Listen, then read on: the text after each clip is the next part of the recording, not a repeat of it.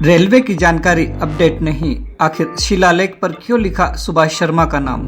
क्या हटा दिया जाएगा ध्वज स्थापना पोल के लोकार्पण स्थल पर लगा शिलालेख? पूर्व महापौर का नाम लिखवाना था तो सभी पूर्व महापौर के नाम क्यों नहीं लिखवाए गए?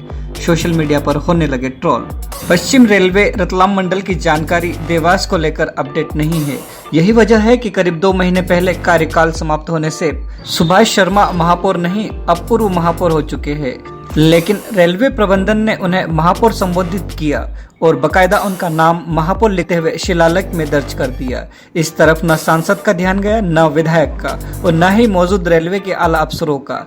इस बात की भनक जब कांग्रेसी नेताओं को लगी तो इस मामले को उन्होंने ट्रोल कर दिया और वे रेलवे से लेकर सांसद तक पर उंगलियां उठाते हुए सवाल कर रहे हैं कि किसने शिलालेख में सुभाष शर्मा का नाम लिखवाया, और तो और नाम के साथ महापौर पद भी लिखा, जबकि वे अब महापौर नहीं हैं। कांग्रेसी नेता भी यह कह रहे हैं कि देवास सांसद प्रोटोकॉल की दुहाई देते हैं, लेकिन आज उन्होंने स्वयं प्रोटोकॉल को ताक पे रख दिया। हुआ यूं कि रेलवे स्टेशन पर आज 100 फीट ऊंचाई पर तिरंगा ध्वज को पेडस्टल को लोकार्पित किया गया।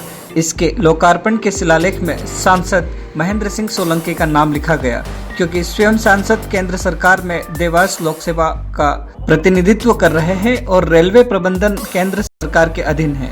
विधायक गायत्री पवार का नाम लिखा गया क्योंकि वे क्षेत्रीय विधायक है, लेकिन शिलालेख में सुभाष शर्मा का नाम लिखा गया, जबकि आज की तारीख में वे महापौर नहीं हैं।